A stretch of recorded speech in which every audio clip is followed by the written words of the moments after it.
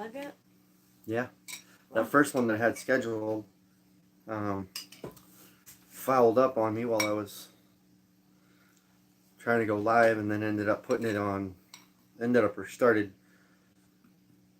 the camera sideways, and then it wouldn't let me reverse it, so I had to completely remove it and restart it and create a whole new one, which probably screwed everybody up if anyone's getting notifications about these. I'm not sure if anybody's here yet, but hello. The phone now. So, thank you, Rai Rai. thank you, Rain, And for maybe letting us Dad use your could. phone. Oh. Since I can. Appreciate it. If you're here, say hello. Hello. Hey. So, how was your day?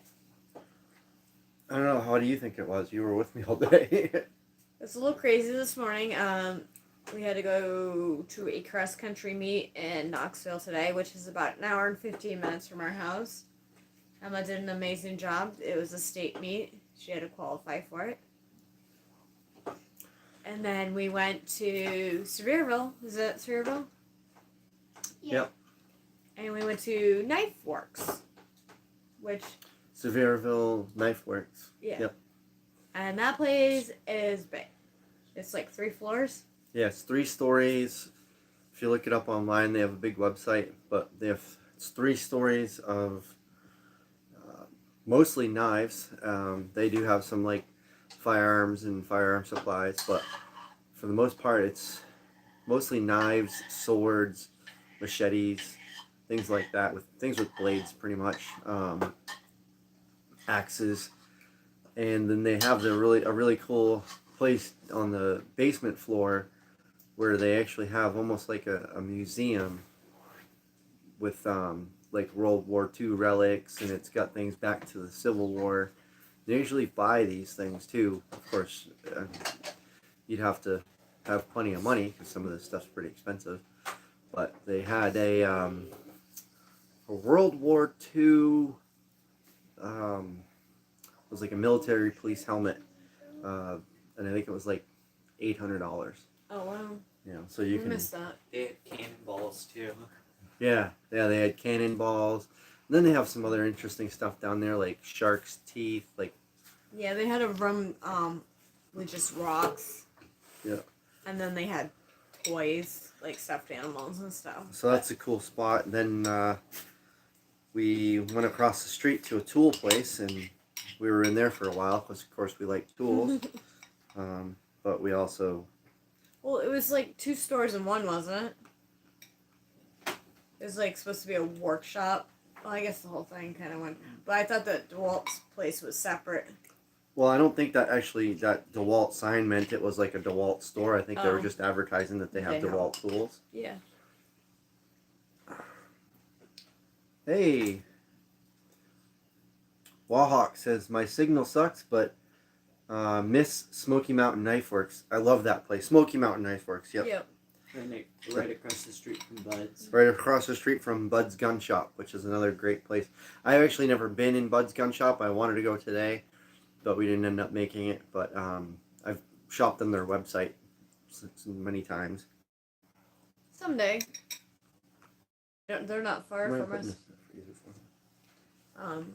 It's not far from us anymore. I should have figured. Oh, yeah. So, yeah. So an update on all the stuff we've been working on. One of the things I'll probably do a video on this week will either be or both. I worked on the barn mezzanine yesterday. After working all day, came home and did that. I picked up some of the steel plate. Well, really thin piece of metal, steel, whatever. And it's got a bunch of holes in it. It's like, I don't forget what it was called, but it's basically to tie 2 things together. So it's this flat plate with holes in it. So I put some of them on a couple of the posts. And then tied the mezzanine to the steel framing of the barn. to kind of keep it from moving around, because at the time it was just freestanding. It was 4 6x6 posts with a big, you know, floor structure on top of it. So I wanted to mount it to the barn, so this way it wouldn't, you know, shift around, because I'm going to build this. I'm going to continue on this mezzanine loft thing in the barn, the whole 40-foot stretch of the length of the barn from front to back. So that is going. I want to keep that all secured to the barn. So I use those plates to tie it to the steel framing, and then along each side. So of course it's a, you know, square, but along the two sides that are on the corner. So where the corner of the walls are, I tied it to the framing there, right through the sides of the, I guess, the rim joist. So I drilled through into the metal, and then I used some metal screws and mounted it there. And then also drilled with a hammer drill. I drove some screws into the floor, drilled some holes, put some concrete screws in, and used these angled plates to tie the foot of each of the posts to the floor after making sure everything was level. So it's super, super solid. It's built wicked rugged anyway, so it's built with 2x8 rough cut poplar, 16 on center, and it's a less than a 12-foot span with blocking, which we still have to do the blocking. But so that's the next part, is putting in the blocking and then milling the subflooring and flooring. So what I'm planning to do for the flooring is milling, I don't know, oak or poplar or whatever I, you know, can come up with at the time when we're going out to mill. I'll see what we have for logs, but basically going to mill 3/4 inch boards, and I'm going to go crisscross with the boards, because that'll make it really stable. I could do tongue and groove, which we did talk about doing. It will just take a lot more time routing out all that stuff, and I want to get a subfloor on as quick as I can, so we can at least start using it for storage. In order to do tongue and groove flooring, I'm going to have to mill the wood and then dry it, so this way when I join it together it doesn't move too much after we put it down. So initially I'm just going to put down you know, 3/4 or even 1 inch subflooring just out of wood, and run that across perpendicular from the floor joist, and then the flooring itself I may do at an angle. So do kind of like a 45-degree angle, which it might actually look kind of cool. For the actual flooring, we could do pretty much anything. We could do oak, cedar, maple, walnut. So we get all sorts of wood to choose from. So one of the things we do want to do is build another solar kiln. So we'll mill the wood, build the solar kiln, mill the wood for the flooring, and then do that. But at least we can start using that second floor for storage, because the way things are right now, that barn is packed tight for a 1,200 square foot building. Hey Jared, how are you doing tonight? Or today, I guess it would be for you, right? In Australia. Oh, see you later, Tom. Sorry about that. Hopefully we're not lagging too much on our end, because our internet here isn't the best. So how is it all looking on your end? What was I looking for? Oh, that's Ryan's phone. So yeah, looks like we got one viewer on. It's a quiet night. I tried to schedule this live stream earlier so people would have a notice. So for whatever reason, I scheduled it, and after I scheduled it, it just disappeared from YouTube, and I was looking for it because I originally scheduled it for 8:30, and then it was about 8:25. I went on and started getting ready to connect to it, and when I went on, the scheduled live stream was just gone. It wasn't even there, so I'm not really sure what happened. I don't know if you guys saw it online or not, but yeah, I knew it was 13 hours ahead of us in Australia. Wow. Yeah, that's where my mom's from lives. Because one of the guys when I worked in IT, I worked remotely from home, and one of the guys on our team was in Australia, and so we would, whenever he was on a call with us, it was always 13 hours ahead from where we were. I forget where he was in Australia, but how's things in Australia down there? So yeah, we got the mezzanine all secured to the building. We're gonna get the subflooring on that next. We were out working a good portion of this week, working on a job for a customer, putting in some fencing, and I may share some of those pictures somewhere on YouTube or social media or something. But basically, we just went out and installed a fence for someone. Came out really good. Me and Ryan worked on it, and yeah, we were pretty happy with the outcome. So that work, getting some of this work really helps kind of cover the costs for a lot of the stuff we're trying to get done here. You got the blade sharpening set up in the barn. Right. So yeah. So after we finished the fence, the next day we set up the blade sharpening setup in the barn, and I got a bunch of blades sharpened that I needed to get sharpened. I'm actually surprised I didn't hear from him today. It was one of them who was supposed to pick the blades up today. So I got 2 batches of blades sharpened. And then one more to do. And then I still have one more set to do, which I'll probably do tomorrow. So we get the blade sharpened. We still have to finish emptying. We worked on it, getting stuff out of our shop this week. Had a breakdown with my truck. Lost a whole caliper, brake pads, rotor, completely blew out. When I bought tires for that truck, it's a 1-ton Chevy 3500 Duramax.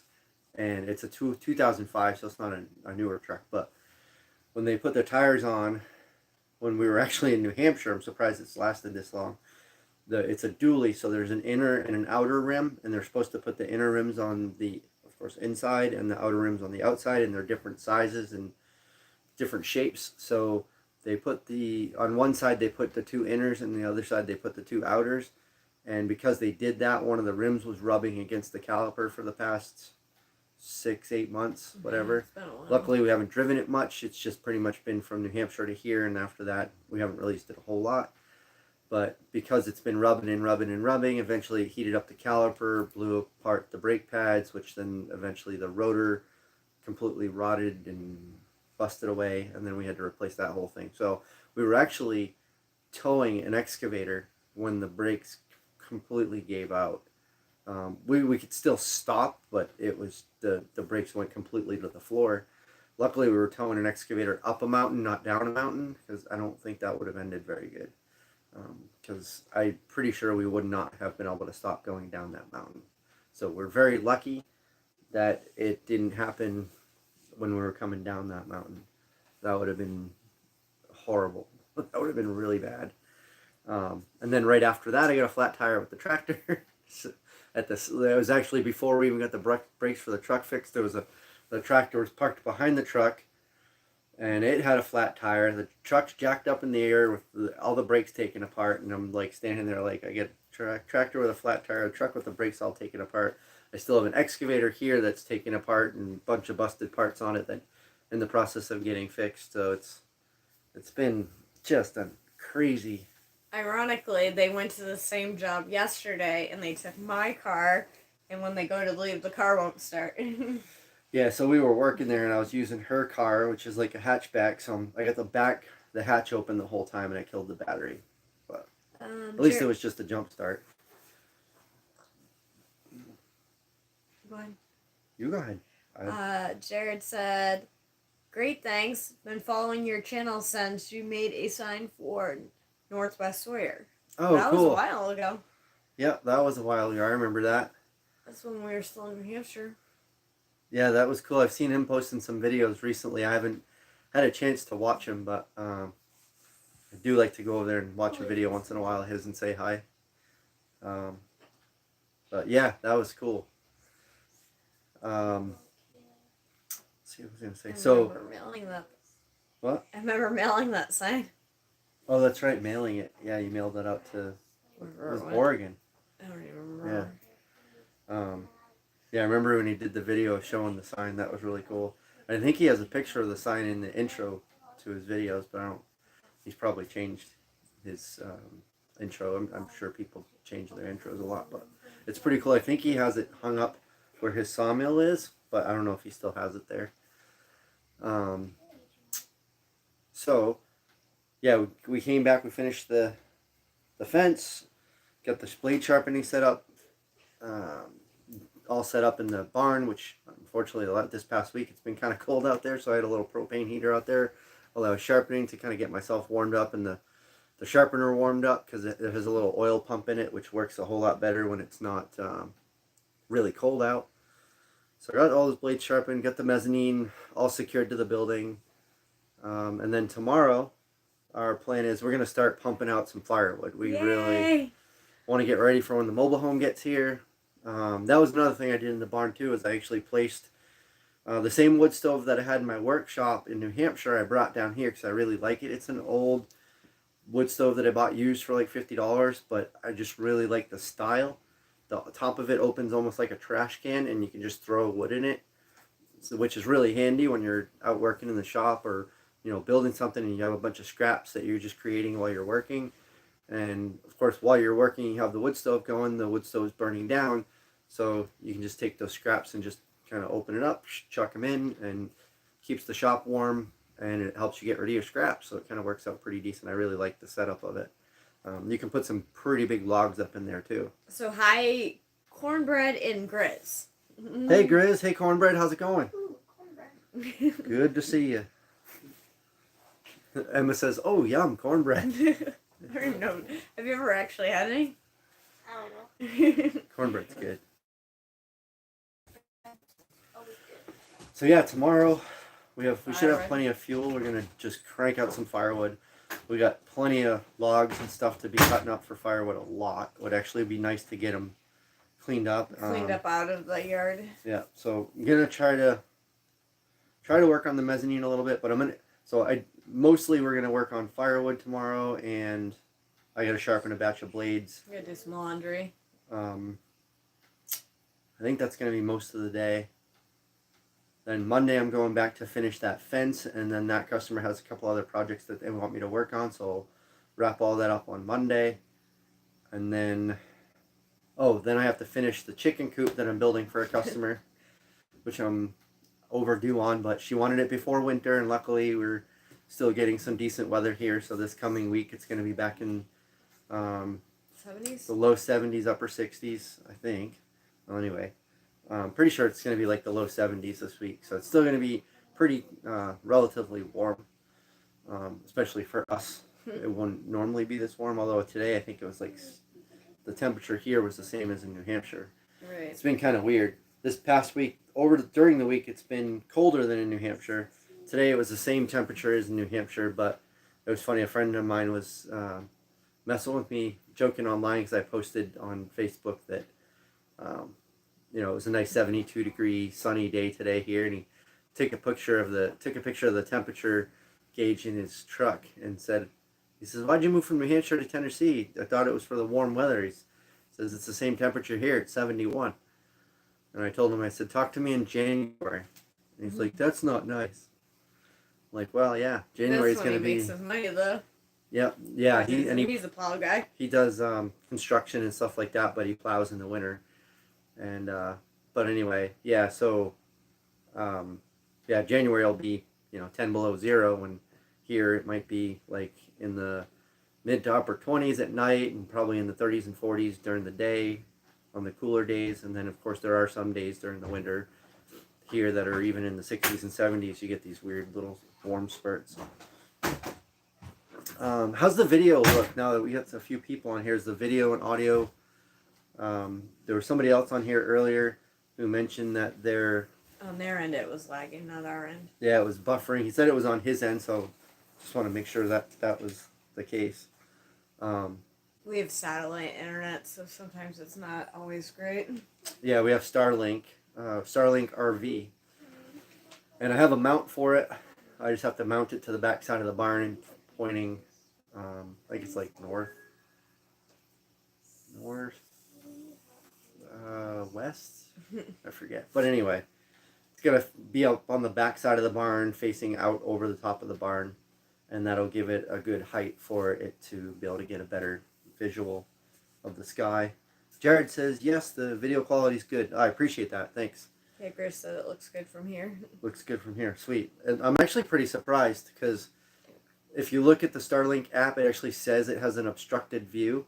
But even with an obstructed view, the internet is actually not terrible. It's not great. It's nowhere near what we had for internet in New Hampshire. We had fiber going to our house in New Hampshire. Here with satellite, that's going to be, of course, a much slower process. It works. But, I mean, to do. So we have Starlink because we could have had Xfinity. They came out and they looked at our site, and of course, being 1,000 feet from the road, where it's far, they would have to run the wire over 1,000 feet from the road. They wanted us to give them $2,000 now, and said they would come out probably the next 2 or 3 months to install it. I'm like, yeah, I don't think so. So, They wanted a pretty big deposit too, didn't they? they wanted the whole. Oh yeah. Yeah. And then they couldn't give you a date, so. Yeah, there was no set date, guaranteed date, and with the way things have been going for us, even when people tell us they're going to do something by a certain time, they don't. And of course, a big company like that, they can keep putting you off, and who knows? And they'll have all of our money, and we'll have no internet. So, went online, researched, and found Starlink. You can get the equipment, all the equipment you need for about $600, and then all shipped to your door, and then, or in our case, shipped to our barn. But all said and done, $600, and then basically, it's really cool. You literally just turn it on. You go online, you create an account through Starlink. And then you download the app, you log into the app with your account, and then it activates. So then you connect to the Starlink Wi-Fi, which is just open. The app then connects to the router and the satellite dish, programs it and whatever, and all of a sudden you'll see the dish just kind of turn. It has a motor on it, so it turns on its own, points in the direction it needs to point all by itself. So it's pretty cool. You don't have to get up and get it all pointed in the right direction like the old satellite dishes. It just kind of does it. So it was pretty cool. We went into it kind of blind, ordered it, got it here, and right out of the box within 10-15 minutes we were on the internet. So it was pretty cool. And we can always, like, if we take out one of the campers to go on a trip, we can bring it with us too. Yeah, it's meant for RV, so it's meant for, like, traveling and stuff. So if you're out on the road, you can bring it with you, and if you happen to be somewhere where you don't have cell service or no internet, data, whatever, you can just set it up, plug it in, turn it on, point it at the sky. As long as you get a pretty good view, you can get internet, wherever you're at, as long as it can hit a satellite. So it's pretty useful. Cornbread said, better look out about Xfinity. They like to work a little on the shady side. They like your pocketbook, make you sign a contract, and then skyrocket your bill. Yeah, it's nice not to have to go work with them. The Starlink has been really helpful. I think long term, I think we'll probably end up keeping it. It's a little expensive monthly, so that's kind of tough. But if we happen to go away or whatever, you can actually pause. So you pause and unpause the service because it's meant to be used for RV and traveling. So of course people aren't going to be using it if they're using it for their RV, and when they go on the road or when they're on vacations, people aren't going to be using it typically all year, like in our situation where we're using it for our full-time internet. So what you can do is log in and you basically disable or pause your service, and then the satellite dish kind of goes into what they call stow mode, and then you can just put it all in a box and pack it up and put it away. And then when you want to use it again, you pull it back out and you turn your account back on, and it gets you back on the internet. So, if we go away or whatever, then one of the nice things about it is if we go away, we could shut it off for that, week, month, whatever it is that we're going to be gone, travel back to New Hampshire and visit for a few weeks, whatever. We're not going to be paying for our internet while we're away because we can, shut it off. So it's kind of cool. And it'll work nicely because it doesn't use a lot of power. It's a very low, I don't remember what the power usage, but it uses very, very little power, which will also come in handy when we get everything moved into our new house. Once we get that here, and we set up the satellite down there, we're going to be using solar power, so it'll be nice to have something that doesn't use a lot of power. So that is another project that I have to do, is mount that to the back side of the barn.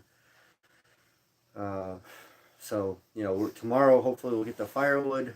We'll spend a good portion of the day doing firewood. She'll be working on laundry. In the meantime, I'll go out and buck up a bunch of wood so she can split. I'll get ahead of her on that, and then probably go into the barn. Usually the other way around. I'm the one that's usually behind on the firewood. What do you mean? Like, you always have it bucked up, and then I don't have time to go out and do it. Oh, yeah. Junkyard says, I haven't watched SNL in years, Saturday Night Live, because I have the title of the video is Saturday Night Live from the Homestead. I always thought that'd be a fun title. Always thought it is a fun title, I should say. Right. Whoops, what did I do? I hit the wrong button. Discard clip. Oh, good, I didn't break it. I was trying to change it. I clicked on that. There we go. I clicked on the wrong button. So yeah, if there's enough time tomorrow, we'll get some lumber milled, or possibly work on the mezzanine in the barn so we can get some storage. I still have to do the blocking for the joists, so I'll put the blocking in and then put the floorboards up. I currently do have a bunch of 1x8 boards already milled, so we could use that for the subflooring and have that go perpendicular to the floor joists for now. And then, like I said, we'll later when we put the flooring on, I think I'll put the flooring on at kind of like a 45 degree, so the floor joists are going this way. We'll put the subfloor boards going on this way, probably 1-inch boards, and then we'll put over that boards going diagonal this way when we actually put the flooring on. And I think that would make for a lot better bracing. But it is connected and mounted and screwed to the building and to the concrete floor. So even right now, it's not going to rack and move around unless the building was moving around. So, but once we get the floor on there, it's definitely going to better support that. Once we put walls in and around and underneath, that'll also help sturdy it up. So anyway, be nice if we can get some of that subflooring in. Monday, we got to go work on finishing that fence job for the customer. And then Tuesday, hopefully finish up that chicken coop. I'd even work on that tomorrow. Just kind of filling you in on some of the stuff we're going to work on. And then I'm going to do some videos around some of the things I'm doing around the property. Maybe do a video kind of about everything we've done so far. As far as the mobile home move goes, it's pretty much for the most part ready. One more time at least. 2 more times. We gotta pick up the brush, and then you gotta do under whatever. We'll pick up a load of brush next time we go. We'll go to the underbelly, and I gotta just nail up some more of that stuff that's falling down, which won't be much. Put some plastic and tape over one of the windows, and I might tape or nail the doors, screw the doors shut just so they don't open. The doors are both junk, and both the front and back doors need to be replaced, so I might just drive some 3-inch screws through the door into the wall and just call it good so the doors don't open while they're transporting it. And that's pretty much that on that end. This end, I have to backfill the trenches where the septic and the water lines are, so that when they bring the mobile home in to that site, you'll have to turn the hot water on.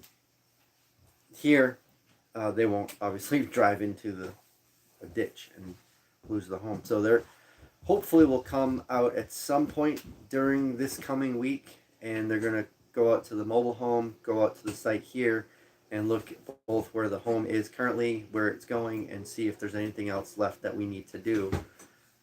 Basically just make sure everything that needs to be done is done. My guess is I'm sure we've missed something. They're going to see something they would like to see different, and then they'll tell us what that is, and we'll work on that. So when that happens, I do plan on doing a video of going back over there, picking up the brush, doing the couple things I need to do there, showing you what I have to finish up here. I'm going to connect the water line and put a shut off on the other end of it probably before I fill that in, so I'll do that. I still have to finish connecting up the rest of the septic line and run that up above ground level before I fill that in, so I'll do that, show you all that.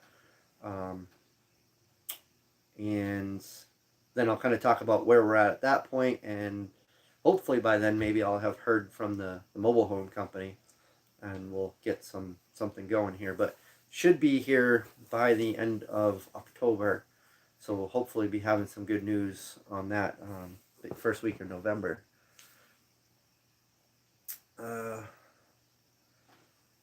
See, Cornbread said, me either, Junkyard. Last time I watched it was when the old guy on there used to say, "Oh, Mr. Bill."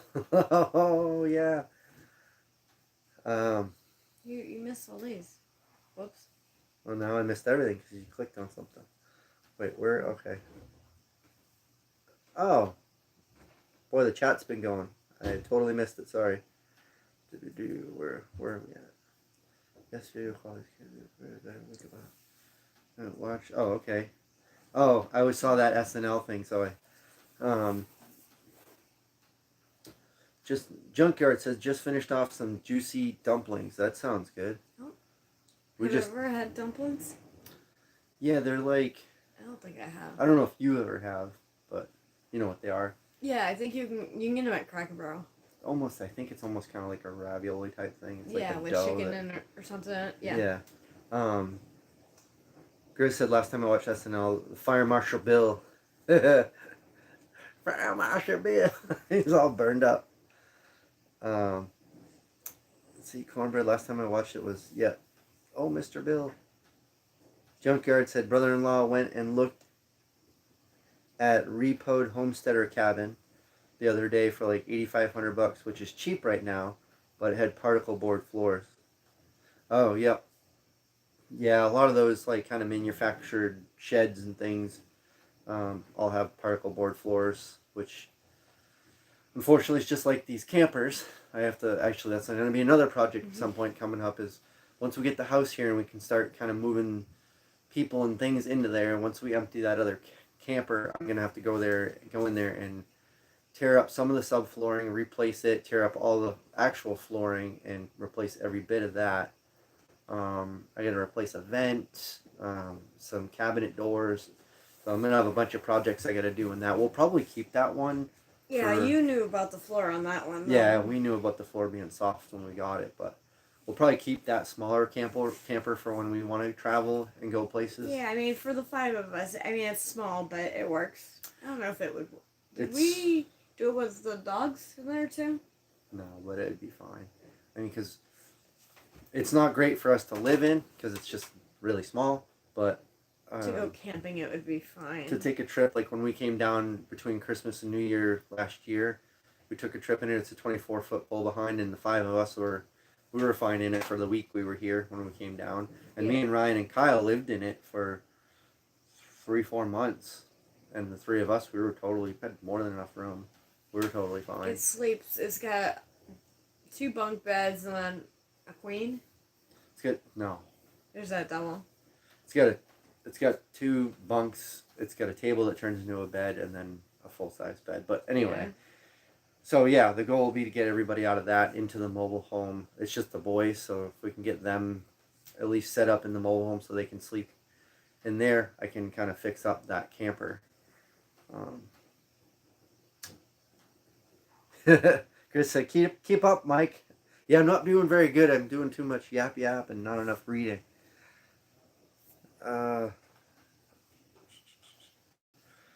Brother-in-law, Chris says they all have particle board floors. Yeah, unfortunately. Junkyard said first one we have seen, others have had plywood. Oh, wow. Oh, yep. 5/8. Oh, wow. Yeah, that's kind of thin but I guess for, what is it, a cabin shed type thing? Homesteader cabin, yeah. Yeah, they kind of build them like sheds, I think.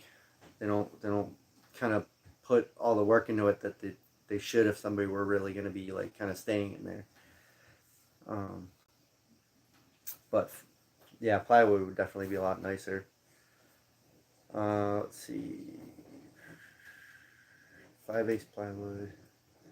So Junkyard said lots order them with 3/4 plywood. Oh, that would be ideal.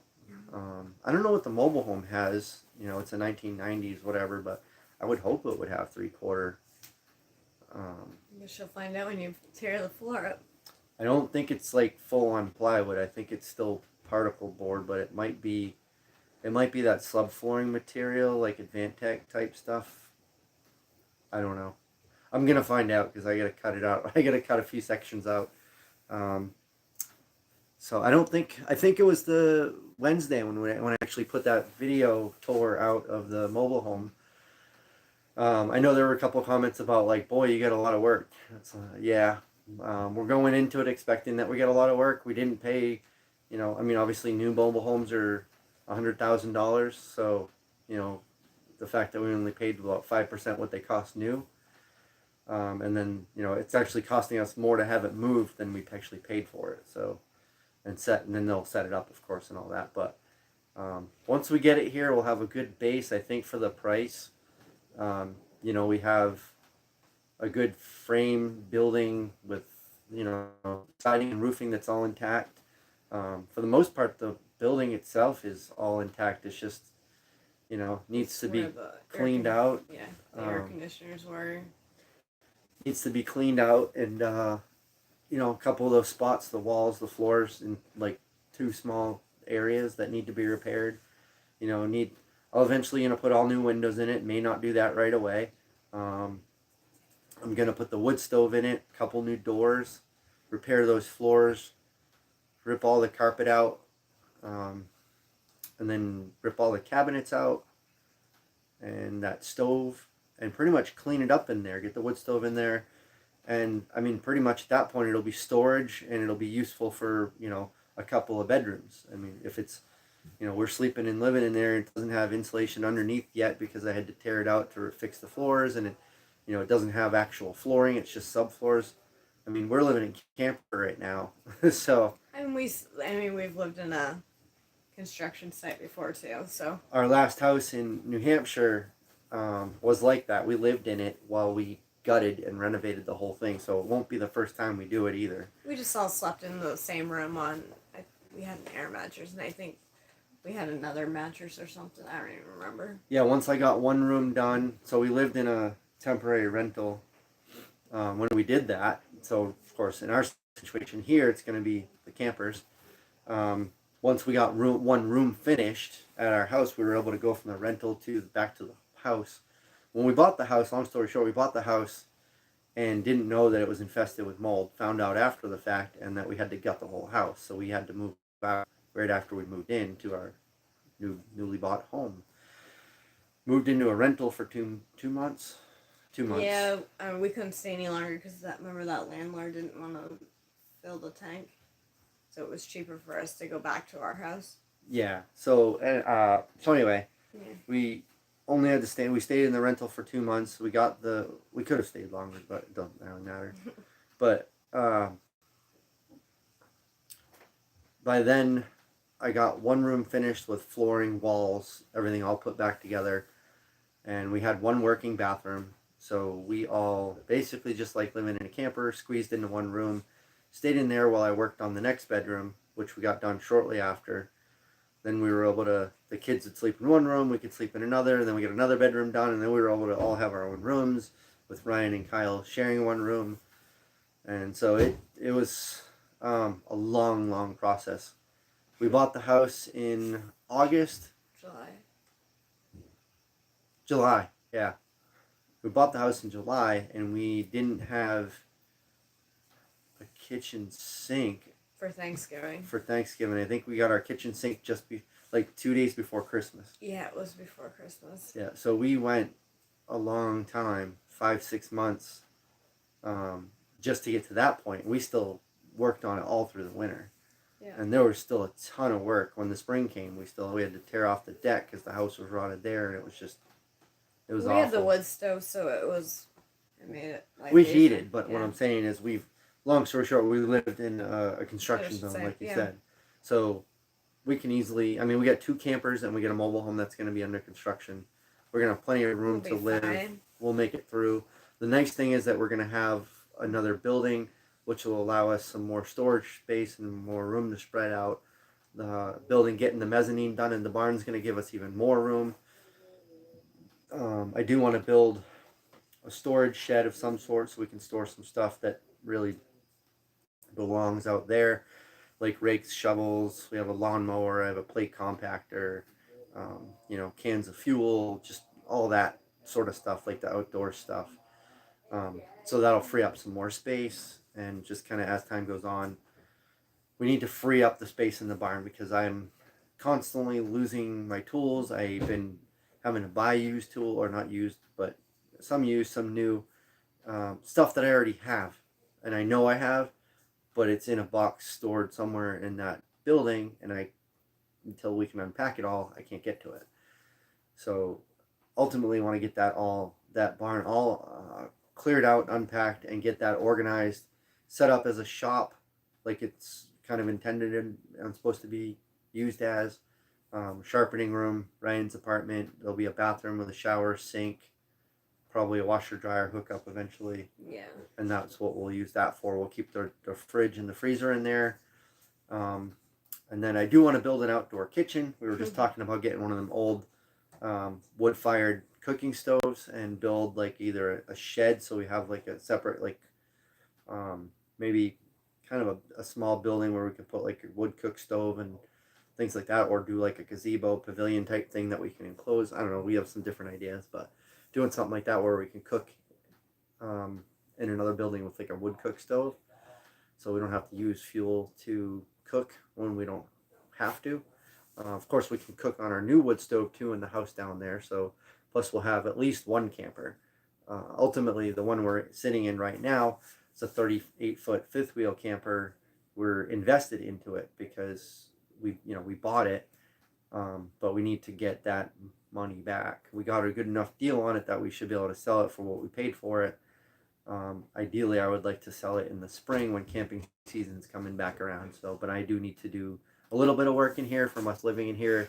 Some of the trim kind of got broken off, and the cabinet door, and just little things that's going to need to be cleaned, stuff like that. So shampoo the carpets or something, maybe, whatever. Put a vacuum, I think a vacuum would do it. Yeah, but I'm going to need a little time to prep it to sell it.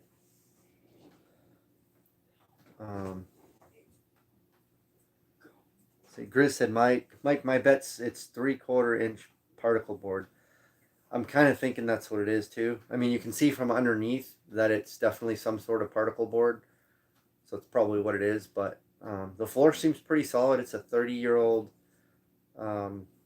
mobile home, and it's set up on kind of a slightly sloping hill, just on piers directly on the dirt, and you can see the houses kind of get a little bit of a tilt. At least from what I can tell, the piers look like they're a little bit tilted. Although the house being on a hill, everything looks weird when you're underneath it. It feels like the whole house is leaning. But it's been sitting in that spot with exposed underneath and everything, and the only issue is those spots by the window. So pretty, I'm feeling pretty confident it's where we're going to be putting it. It's going to be on solid ground. They're going to dig down and put like a footing pad, and put the piers on top of that. They're going to use a vapor barrier. We're going to put skirting around it. Currently, all the skirting that was there, always like half of it was torn out, so it wasn't protected from the elements underneath. And of course, being on a hill, water runs downhill, so I'm sure water and stuff got under it. Somebody had trash under there, so it's going to be in a much better environment here. So if it lasted 30 years sitting where it was, feeling pretty good that once we get it here and we get it cleaned up and fixed up, that it's going to last us as long as we're going to need it to, I believe. Let's see. Junkyard said a couple of brother just north of town, each one got a 14 by 40 with 3/4.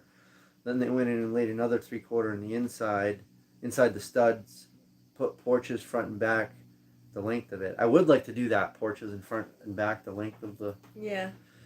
Although they say you're not supposed to attach them to the actual mobile home itself, because it can cause issues with the mobile home when things settle, and to have it not attached but just kind of have its own foundation for the porches. So we'll have to do that. The roof, of course, I want to put roof over the front and back too, but of course that's going to have to be attached to the house. So, but I don't think that'll be as much of an issue as if you're like lag screwing a deck or a porch to the house and then things settle. That would become a bigger issue, I would imagine. Junkyard, they got the gable metal roof and put in ceiling joists, and the metal ceiling looks nice. That's kind of a cool idea, metal ceiling. You got a gable metal roof. Huh, that's cool. Grizz said, I did a repair remodel, patch in the soft spots, and laid 3/4 oak hardwood floors throughout on top of the rest of it, still holding good 30 years later. I like that. It would definitely. So he says, Mike, do you plan on having any more fireside beer guzzling live streams? I'm not planning any. If I have a bad day at some point, I could, but if I do one, it's probably not. It probably wasn't a good day. Grizz said, still, I would put hardwood floors throughout.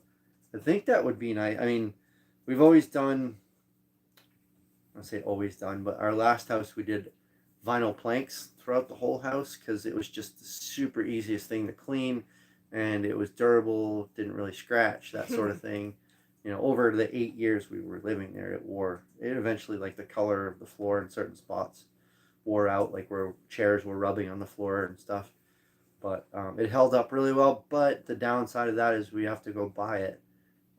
It's not a big building, so it wouldn't take much to do. But we can mill our own. But with the hardwood, I would imagine, yeah, if we milled our own hardwood, and we can, sand it, tie, fix, whatever. It doesn't need to be super fancy, but I think hardwood's going to be very solid. So I do like the idea of hardwood floors. So we'll probably end up doing that through a portion of the house anyway. Have to find somebody with a kiln or build your own. Yeah, we'll just build our own kiln like we did before and just dry. Most of the wood we're going to be drying will be for our own use. So I think a solar kiln will be plenty good.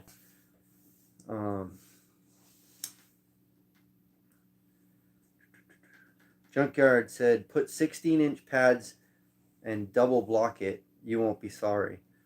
So that's what they're doing, is they're going to double block the corners, but not the rest of it. I'll probably go and add some more support to it. But I'm just going to let them, they're getting us into their schedule sooner than I think a lot of people are. They're doing it cheaper than a lot of other people. Whoop, looks like we may have lost the stream for a second. So ideally just going to get them to get it in here, put it in the way they're going to put it in. They're going to put a vapor barrier down, the pads, the piers, and all that stuff. And then I may later add some more support to it. So I was kind of looking into options for doing that. I don't think it's going to be a problem, but I'm probably going to end up doing something like that where I'll add some more support to it. But he said, I would, let's see, put hardwood floors throughout. Grizz said, mill your own, do room by room. Yeah. I like that idea. I mean, we can live with the subfloor. Like I said, we did it before.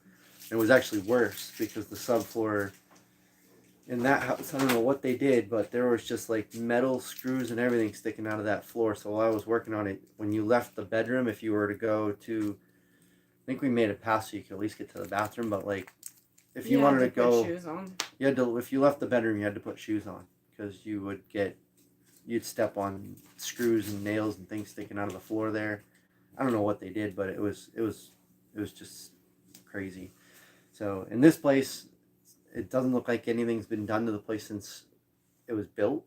So my guess is I'll tear up all the flooring and I'm going to find most of the subflooring all intact, patch up a few spots. We're just going to live with subflooring and then take our time from there. But at least then we'll have,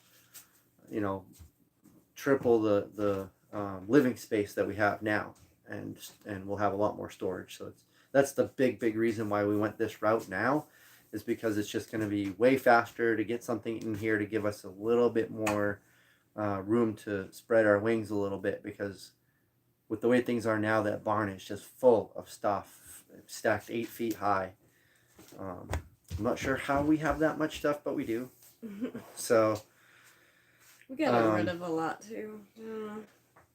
And then Grizz said Stacy had a good scowl on that comment, I think, about the drunken fireside chats. Oh yeah. He has a tendency of leaving the fire going. No, I don't leave the fire going. You have a couple times. No. No, you have though. Oh yeah, I have too.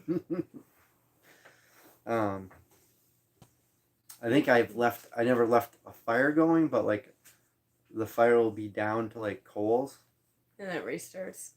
Well, it doesn't restart, it smokes a little bit, like the next day when Ryan was over there and noticed it smoking, and so he poured some more water on it. But it was fine. Anyway. So we don't get in trouble with it, that's all. Yeah. Chris said the roof on your trailer is... I think we're losing the stream because I see a pinwheel on it. No, maybe not. I don't know if we lost connection at all there. He said the roof on your trailer house is truss made out of 1x2s and 2x2s. I would do the front and back porches and let them support a new roof. Oh. I like that idea. So just build an entirely new roof. So if we build the front and back porch and we have them on their own foundation, basically building a roof going from one porch to the other over the house, not necessarily attached to the house, if I understand you right. So I have to figure out how to support that span. I guess it would be trusses maybe going across. Yeah. The roof has a pretty low pitch. He said right. He said right.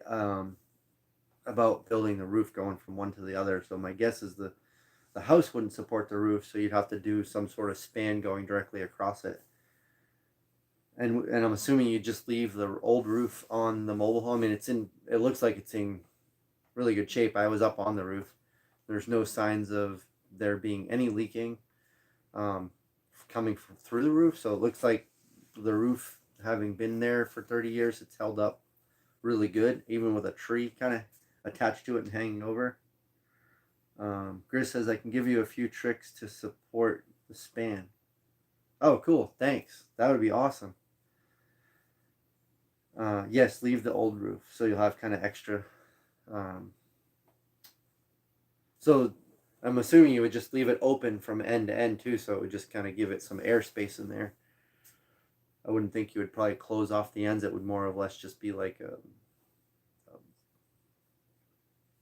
I don't know, carport type roof or something like that.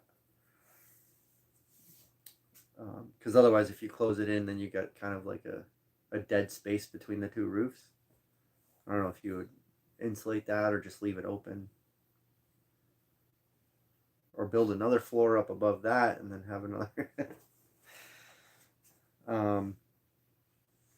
But yeah, the front and back porch I think would be really cool. I'd like to add a bedroom to it if possible. I have to look in to see how to do that, but it's a single wide, so it's 14 feet wide. So there really isn't like a hallway of any kind. Oh, there's no hallway at all, I should say. So I'd have to figure out if I could do it and how I would be able to do it. So, but Or you could add room onto the living room because it's kind of big. Grizz said it would be easier for me to talk than text. Yeah, that would be cool. I appreciate that. That'd be awesome. That'd be really cool because, yeah, I can do some minor stuff, as you know, but like I'm still learning. I think I've learned a lot from us talking too. I'm always asking questions. But yeah, I would like to expand it if I can add a bedroom to it. It's 50-foot long, single wide. It would be cool to add another room to it. I was thinking of just building off of one end of it and somehow making it so there's a bedroom there. Of course, I'll just have it on its own separate foundation and not lag to the house. I would just somehow make it so you could pass through from the house to that separate room. But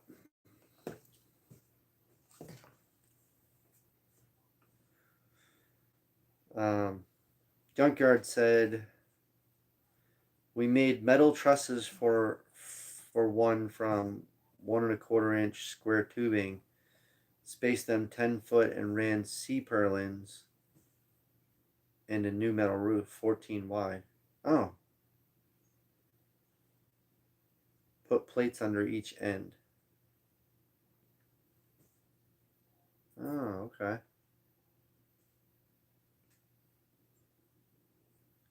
That would be cool. Probably have extra storage space doing that too. Having a porch though on both front and back that would be 50 feet long with a roof on it, that'd be pretty sweet. Our own entrance into it. Yeah, I mean, you could have a door coming off our bedroom onto the porch would be kind of cool. You know, you could wrap it around the two ends too. Porch coffee. Or at least one end anyway. Put plates under each end, lag them into the top plates. It worked good. Huh.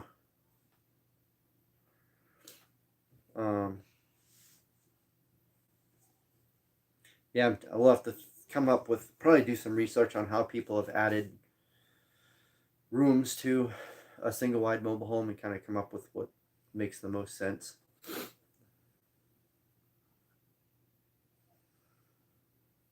Some people set them on pipe beside the trailer, but that's more work.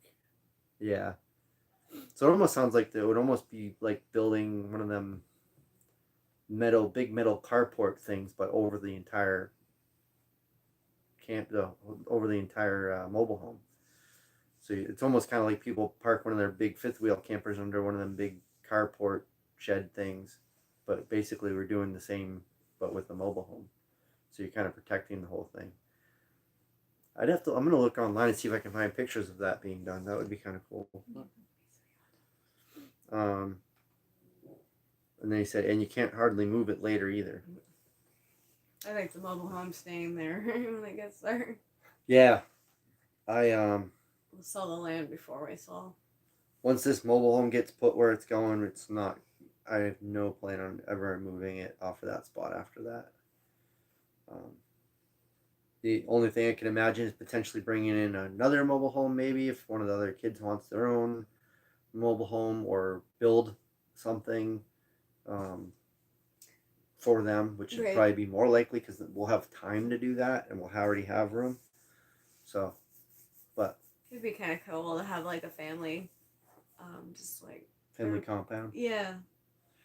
I mean, we've got the space for it, so that's what we were saying to Ryan is, now that he's an adult and stuff, it's like, if you're cool with just kind of staying here, living on this property, he could start out with his little, studio apartment on the second floor in the mezzanine of the barn, and then from there decide he wants to build his own cabin off into the woods, or bring in another mobile home later and set that up with all its own systems over on the other side of the property. With the way we're zoned here, we technically own 2 lots right next to each other. It's not all one lot, it's actually 2 separate lots. And in the zoning for agriculture where we are, you can have up to 3 mobile homes on a single lot that's zoned agriculture. So we can have a whole, our own small town here. 6 mobile homes.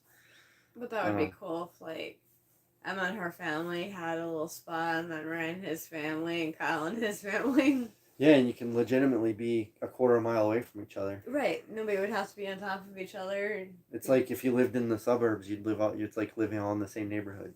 Right. But I do want to build I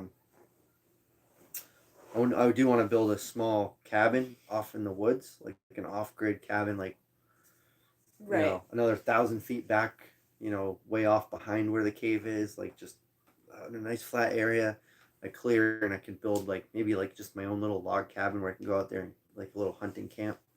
And I'd like to do videos I always love watching these videos where these these guys go out into the woods and they do like just bush crafting, or they build like a log cabin and they just basically set the camera up. They move it around a little bit, but they just, all you hear is just the nature in the background, you know, the crunchy of the leaves and the sticks when they're walking.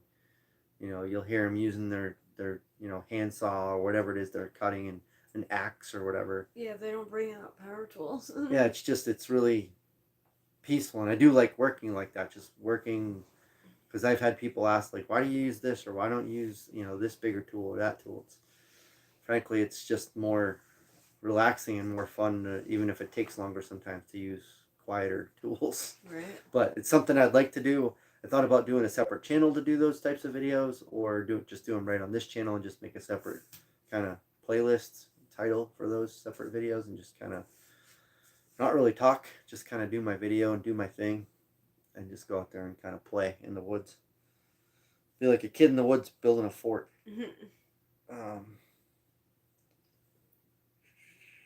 See, Junkyard said we used 1/4x4 plate on each end and ran 2 lag bolts on either side, except the ends. The end ones had to be offset. Oh, okay. Grizz said Ryan should start a channel building himself a tiny home. You should do that, or even like the cabin in the woods ideas. Just go out in the woods and whatever, just kind of come up with your own plan to do that, or go online and research how to do it. You wouldn't need much, just like, if it's something you want to do. Yeah. I think it would be fun. I think he would like that. He likes building things right now.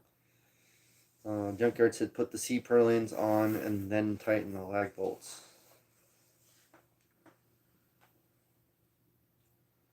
Grizz said less noisy tools is my goal.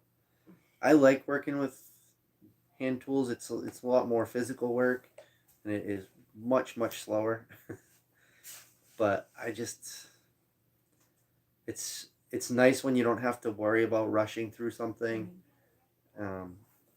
And then when I'm out there, if it's new, you're doing something you enjoy, and it's more enjoyable using hand tools, and it takes you longer, it just means you have more time to enjoy it. So, and I just like being out in nature in the woods, and you just hear the birds, and you're just out here, just out there, just quietly building stuff out of just natural resources. I always remember this video. Joe's son, who's like, I don't know, he's like 6 or 7, and he was just Joe is the guy who worked with us in New Hampshire. He took a video of his son, and he was I don't know what they were making, but he was using one of those, I think you call them a hand plane.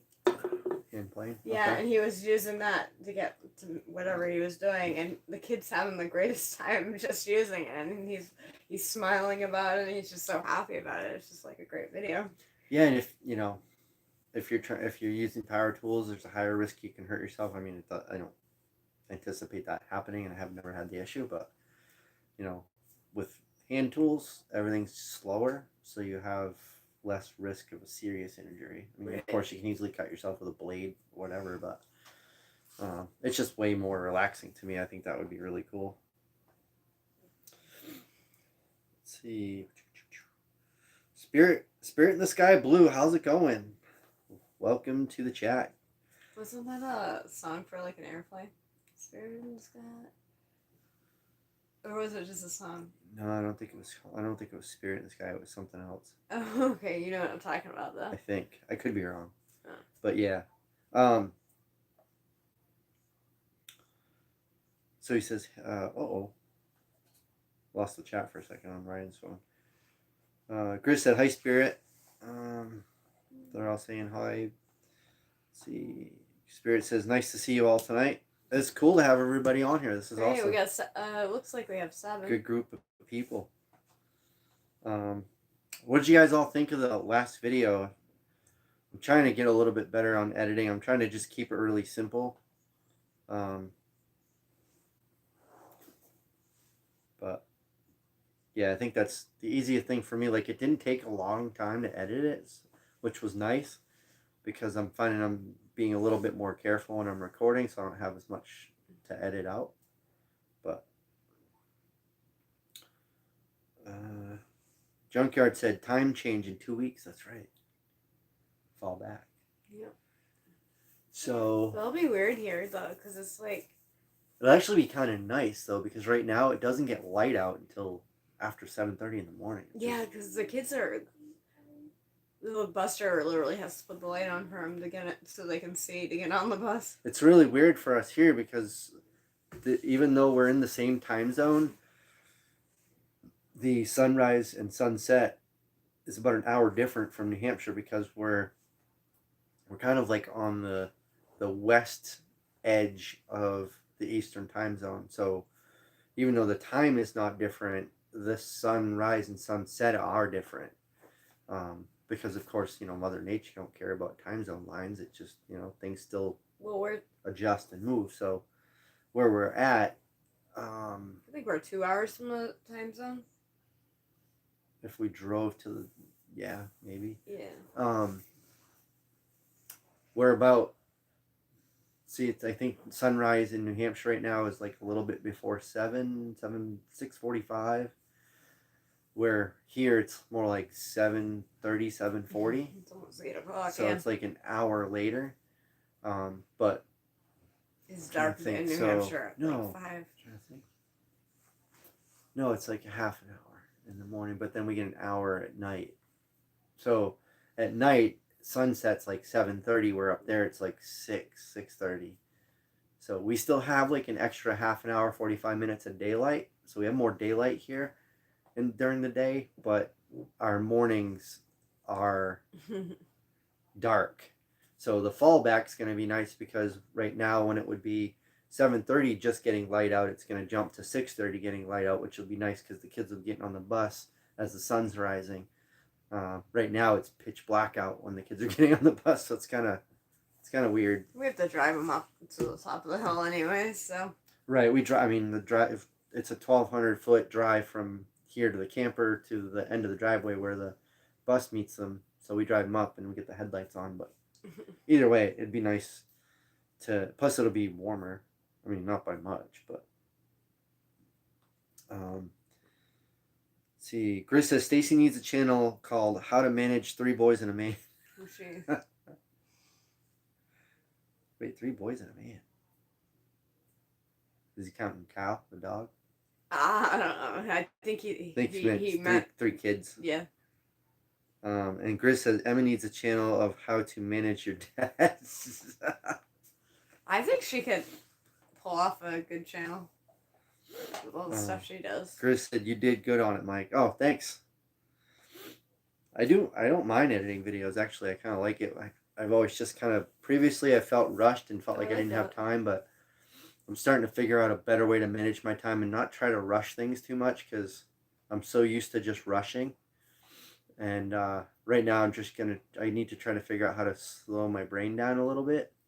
So I'm still in this like fast mind mode. I mean, the biggest thing is making some way to, make money to be able to support our budget here, which is a lot less.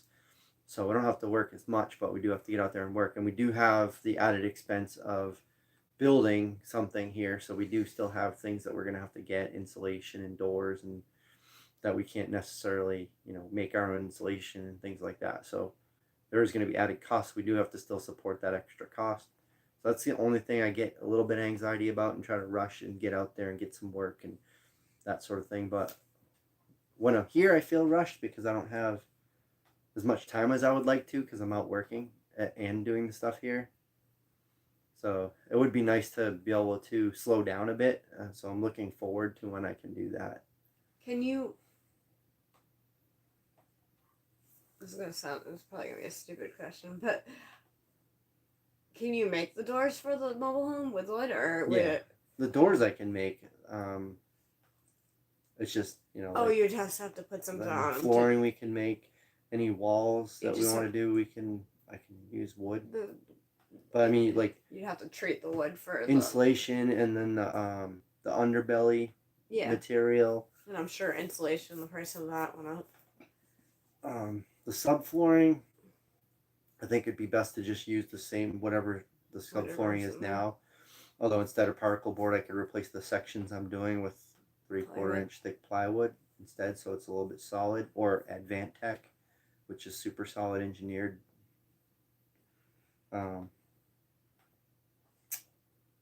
Junkyard said, I wish they would leave it alone. Oh, wait a minute. What did I miss here? Oh, yeah, the time change thing. Yeah. Yeah, I mean, I don't particularly care if they had daylight savings time or not. I don't know, really. I forget, I read about the reason they did that years ago, but I don't remember why. But they had some reason. I forget what it was all about. But Chris said, I never look at a clock anyway. I typically don't really either. I mean, like when I'm out working on a job, I do because I want to be home by a certain time for like, when the kids get off the school bus and, dinner and being together for that. So, and I also don't want to go work, charge by the day when I'm out working just to make it really easy for us. And I don't want to go out there and work a 10, 12-hour day for the same money. So, but, the kids getting on the school bus, we have to watch the clock for that. If they have like a sporting event or whatever. It's mainly the kids' fault. We have to look at clocks. The two little ones. Yeah. But next week there shouldn't be anything. Like to go pick them up. Chris said, all of our clocks are set to different times. I just picked the one I like at the particular time. Ours are too. Well, ours are within minutes, but he's like, Right. Hey, it's 5 o'clock somewhere, and at your place it could just be 5 o'clock all the time, depending on how many clocks you have. Right. Junkyard said, did anyone ever set their VCR? Oh, yeah. Most I ever seen was flashing 12 o'clock. Yep. Right. Yeah, ours had like... doesn't have that. Ours had like these weird switches and stuff you had to flip. Like I remember the very first VCRs had like they weren't and then that was programming your VCR. That was like I think you had to have the damn remote, and we could never find the remote for the VCRs too. If you wanted to program to do something, it was like you needed an engineering degree to do it. Mm-hmm. It was nuts. I think setting the clock wasn't too bad, but yeah, we had to do that all the time when the power would go out. The VCR would be like. The DVD players didn't have the clock. I don't think. Yeah. They did. I mean, not all of them, but. Whatever. It was to Spirit in the Sky said it was to save energy, daylight savings. Oh, okay. Junkyard said I loved it when I was working. Gave me time in the evening to feed.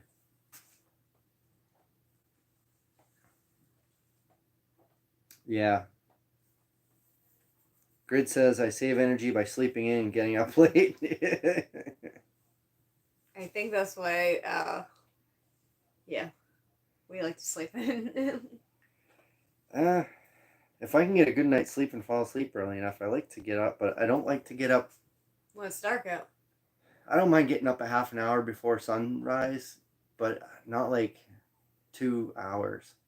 Because I like to go outside, and I don't want to go outside work in the dark.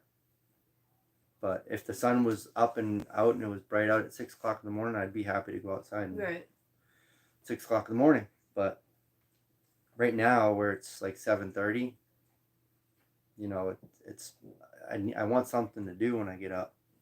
Get up, drink coffee, and then like, all right, what do I do now? Right. And it's like, oh, I just gotta wait for the sun. Well, now you can go. Well, you probably won't want to do this either, but you could go into the barn if you have blades. Yeah, as long as it's not too cold because it's not heated out there. But like this next week or so, that's not gonna be a big deal. I can do it like tomorrow morning if I fall asleep. Because you can finish your whatever the customer's blades, and then I don't know if you have any for yourself. I'm sure you do. Yeah. Junkyard. Now I don't care as much. Yeah. I mean, for myself, I don't really care too much.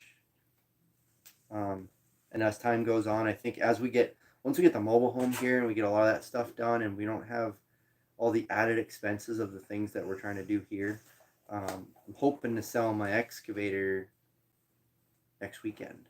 If which would be nice. That would be Get it fixed. that would be a big thing. So once we get that fixed, I have somebody who wants to buy it. They're actually going to trade me a smaller one and then give me partial cash towards it, because I don't need the size of excavator I have, especially now that I've done a fair amount with it. All the bigger stuff that I need to do, from here on we can actually work slower and take our time. So if I have a smaller excavator here, it'll also allow me to make a little bit more money, because right now whenever I go to do a job and I need an excavator, I rent one.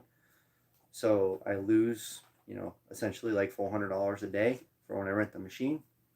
Where if I have my own, I can just, make that myself. And since I already have money invested in an excavator, it's not even like I don't own. If I didn't own one, then I wouldn't have money invested in one. So it wouldn't be so bad renting one. But I'm invested in one and I'm renting them, which is just, I'm not cool with that. So it would be nice. So the other one, right now I have an E60. I think the other one is an E35. Brand new tracks on it, brand new cutting edge on the grater blade. It's a 2016 or something, 2017. It's a lot newer than the one I have. It's about the same hours, but I think it'll be nice. It's got an open cab, so it's not an enclosed cab, which I never used. The one I have now as an enclosed cab. I always left the windows and the doors open because the air conditioning didn't work great, and I don't really use the heat because it never really mattered to me. New Hampshire it probably did, but I didn't use one enough up there anyway. So yeah, if we can sell the excavator, get into the mobile home, we can sell this camper. We'll be a lot more comfortable, and then by that point we should be able to have a good portion of our stuff done, where we won't need to be spending a lot of that extra money on things that we need here, because we won't need as much, because a lot of the big stuff we'll have done. Then we can start working slowly towards being kind of more self-reliant, self-sufficient, being, I don't know what you call it, but just more not dependent on anything outside of our property. Right. I want to work on, getting a big garden put in, and working on focusing on more developing our process for, raising animals, build a better coop and feeding system and watering system for the chickens, and then incubate some more chickens and grow that some more, and then maybe look into another, possibly another animal or two, maybe some goats and maybe some goat milk type thing, or maybe some, I don't know. We didn't do good with the goats before when we had. We just never took the time to go out. We didn't really do anything with them. We just, treated them like pets. It really was about all they were. So we never took the time.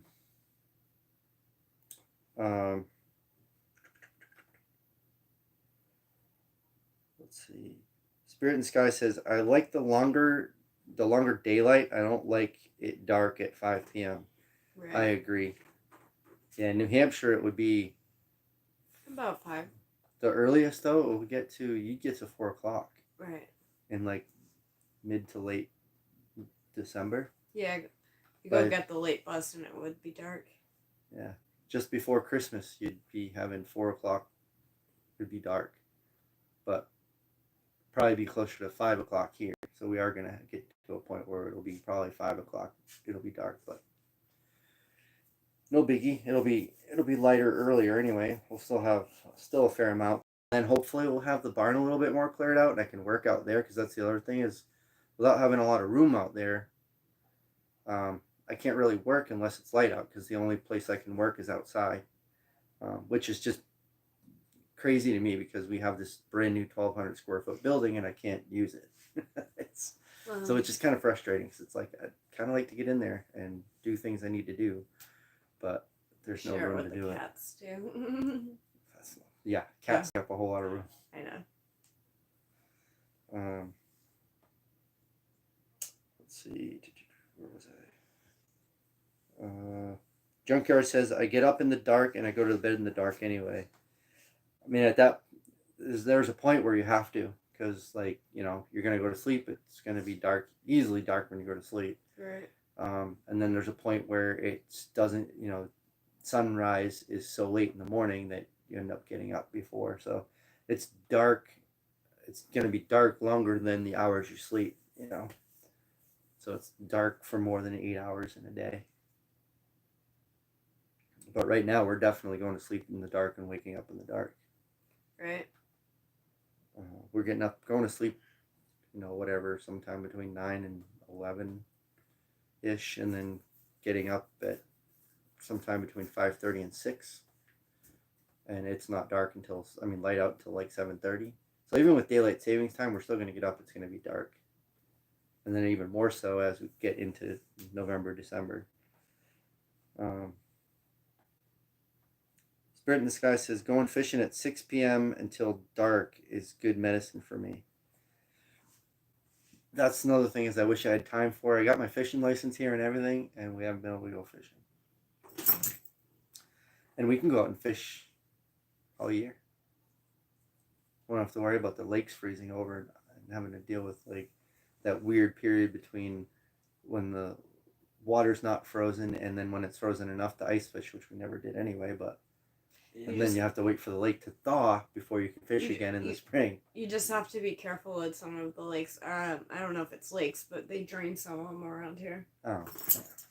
I don't know which well, ones the they only drain. places we fished so far is the rivers. Oh, okay. And So they they're don't not drain the draining river. on a river. So man, if they can drain a river, it'd be interesting to know how they do that.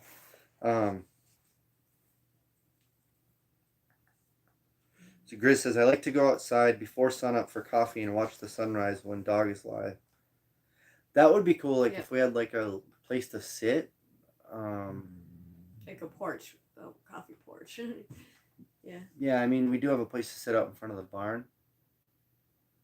It would be nice to have a place with like a little bit of a light or something. Yeah. But I do have a rechargeable light that I can kind of stick to this. It'd be cool to have like a nice place to sit. Like the front of the building in the barn there. It's got a bunch of just crap piled up there. It's just, there's no real great place to sit. Yeah, but we gotta find a scrap metal place to bring all that metal. One thing we're really looking forward to is what we used to always say in New Hampshire. We'd wake up in the morning, we'd go out and have porch coffee, we call it, and we could go sit on the porch and have coffee. And that was great, but yeah, so we want to get back to doing that too. And then Chris said, well, actually, I'd do that if he's live or not. Let's see. Junkyard says he goes off about sunrise now. Chris said 5:30 when he signs off here, still dark then.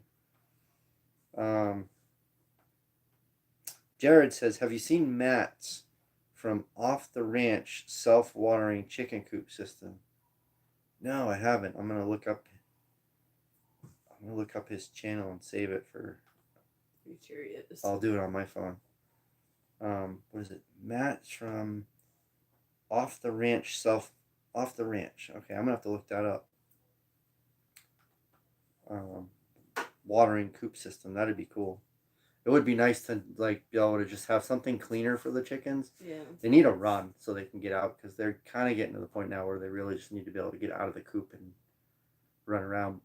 If we didn't have the cats, I'd probably let them do that by now, but those cats are murderers and they will just completely destroy every one of those chickens. So we're going to have to build probably an enclosed run for them at this point, which, whatever. I mean, I'll just build like a fence with some like hardware cloth and chicken wire over it. Right. And maybe even a little like electric fence wire. I was going to say, if you put a little electric fence there, then they'll stay away. Yeah, the cats will get up there one or two times and be like, yeah, I'm good. We just have one cat that destroys everything. Yeah. Grizz says, you gotta water chickens? Maybe that's why my chickens keep dying. I've never tried pouring water on them. If you water them, do they grow bigger? Mm-hmm. So that's what we got going on. So this week, I'll get the chicken coop done. When I get that done, after that, I'm hopefully focusing back here on the property. I get the stuff I got to backfill here, go work on the mobile home over there, finish up that stuff. So that's pretty much going to fill up our week. And try to do videos on a couple of these things and get a video edited out this week at some point. Hopefully before the next. I'd like to be able to put out one video between each live stream. So if we're gonna do keep doing what we're doing now and doing one live stream Wednesday mornings and one Saturday night, I would like to get one out in between them. So, you know, sometime between now and Wednesday morning, get a video out, and then sometime between Wednesday morning and Sunday, another one. I think that'd be a pretty good goal, and I think that'd be pretty easy to do.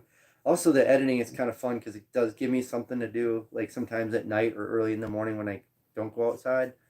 I can sit here and, you know, in the morning, if I do it in the morning, I can wake up with a coffee, and at night, you know, by the time I'm done editing a video, I'm so tired I can easily fall right to sleep after just sitting on the computer at night.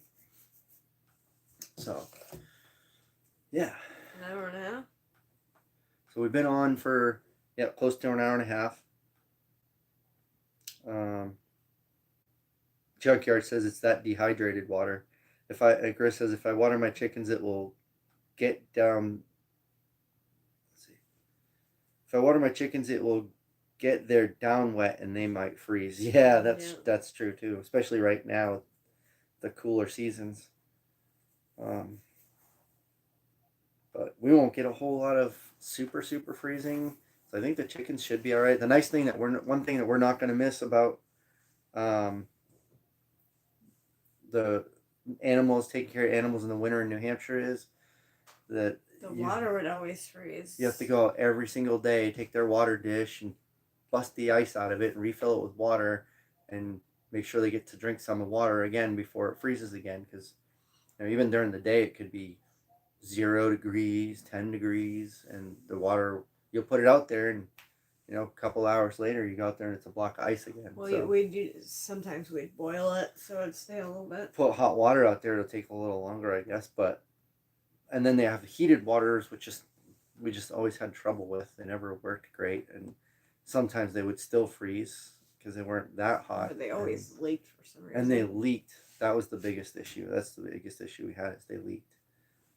And they were expensive, so if you had one and it leaked, then you gotta go buy another one. It was just, so it'll be nice maybe here. We're just not getting the right ones, but I don't know. Nice thing about here is we never have to worry about water freezing, and you know, if it does, it'll thaw out pretty quick, and it's never gonna freeze solid. It'll just, you know, if anything, it'll have a little layer of crust on it, and it'll thaw by lunchtime, so we don't have to go out there and change it out. They can probably peck through it. So it'll be nice. Chris said, "Oh, I heard about that hard water they have up north." Yeah, they do have hard water, especially in January. It gets very hard. You could drive a truck on it. Probably why New Hampshire has a high alcohol rate. Yeah, you get frozen in for the winter. A lot of people hibernate. There's not a whole lot to do for people that want to be outdoors, that don't like the cold. That was my problem. I did not like being outside in the winter. So for me, I would just hibernate, but it's nice here. We don't have to worry about that. So we are now just hitting an hour and a half, so I think we're going to wrap it up. Yeah, I'm hungry. Oh yeah, Stacy hasn't had dinner yet. We had a really late lunch, so she's going to have dinner, and then we can kind of settle in and get some work done tomorrow. And I'll bring the camera out with me, record some stuff, and get some videos edited out this week. It could be like a multi-video tomorrow, like wood splitting. Kind of what we did today, sort of thing. Yeah. I don't know if you're gonna do the sawmill. You can take a picture of Ryan's greenhouse. Yeah. So, if you guys have any questions or anything like that, check out the videos. Post some comments. If you guys have any things any suggestions on the videos, the way I'm editing or what I'm sharing, definitely be interested in knowing what y'all think. So we'll talk to y'all later. I really appreciate it. Appreciate y'all guys all hanging out and chatting with us tonight. Hope you have a good Saturday night and the rest of your weekend. We'll talk to you next time. Right. What?